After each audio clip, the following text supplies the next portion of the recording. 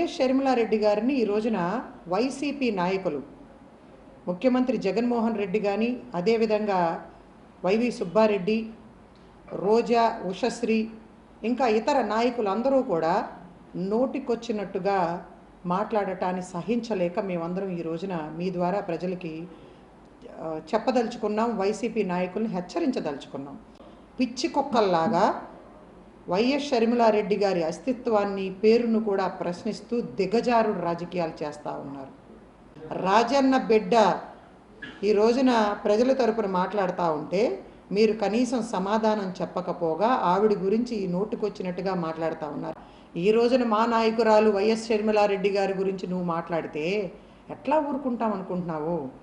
అందుకే ఈ సందర్భంగా హెచ్చరిస్తూ ఉన్నాం. జగన్మోహన్ రెడ్డి తొత్తులు, పేటీఎం బ్యాచ్, అసభ్యంగా బూతులతో మెసేజ్లు పెట్టే వాళ్ళకి ఈ నాయకులందరినీ కూడా నేలికి చీరేస్తాం, జాగ్రత్త. నోరు అదుపులో పెట్టుకుని మాట్లాడండి. ఏ రాజశేఖర్ రెడ్డి రక్తం పంచుకుని ఈ రోజున అధికారం చలాయిస్తూ ఉన్నాడో జగన్మోహన్ రెడ్డి, అదే రక్తం ప్రవహిస్తూ ఉంది వైఎస్ షర్మిలారెడ్డి గారిలో కూడా. ఆమె ఆడపిల్ల అనుకుంటున్నారేమో, ఆడపులి. జాగ్రత్త, మీ అంతు చూస్తాం.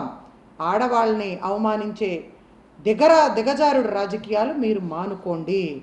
ఆవిడ చాలా క్లియర్గా ఉన్నారు. రాష్ట్ర అభివృద్ధి కోసం, 5 కోట్ల ఆంధ్రులకి న్యాయం జరగటం కోసం రాహుల్ గాంధీ గారు ఈ రోజున భారతదేశ వ్యాప్తంగా ఏ విధంగా అయితే పాదయాత్ర చేసి అణగారిన వర్గాలకి, మహిళలకి, రైతులకు అండగా ఆయన కేంద్ర ప్రభుత్వాన్ని ప్రశ్నిస్తూ ఉన్నారో అదే స్థాయిలో ఆంధ్రప్రదేశ్లో అభివృద్ధి కోసం మాట్లాడుతూ ఉన్నారు. అక్కడ కేంద్ర ప్రభుత్వం ఏ విధంగా అయితే రాహుల్ గాంధీ గారిని అడ్డుకోవాలని చూస్తుందో అదేవిధంగా రాష్ట్ర ప్రభుత్వంలో జగన్మోహన్ రెడ్డి వైఎస్ షర్మిలారెడ్డి గారిని పిచ్చి పిచ్చి మాటలతో, తప్పుడు ప్రచారాలతో, అబద్ధాలు చెప్పి అడ్డుకోవాలని ప్రయత్నం చేస్తూ ఉన్నాడు.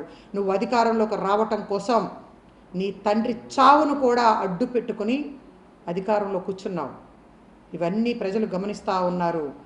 మా నాయకురాలు చెప్పినట్టు భగవంతుడు చూస్తూ ఉన్నాడు. ప్రజలన్నీ గమనిస్తూ ఉన్నారు. ప్రజలకు అర్థమైపోయింది మీరు చేసినవన్నీ కూడా తప్పుడు ప్రచారాలు, అబద్ధాలు. ప్రజల్ని మోసం చేసి ఆప్యాయంగా కౌగులించుకొని ముద్దులు పెట్టుకుని ఈ రోజున అధికారంలోకి వచ్చి ప్రతిపక్షాలపైన దాడులు చేస్తూ ఉన్నారు. రాష్ట్రాన్ని దోచుకుంటా ఉన్నారు, మీరు దాచుకుంటా ఉన్నారు.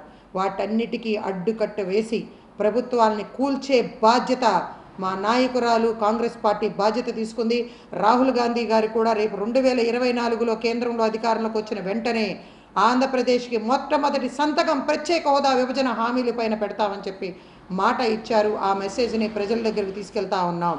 మీ ద్వారా ప్రజలందరినీ కూడా విజ్ఞప్తి చేస్తూ ఉన్నాం.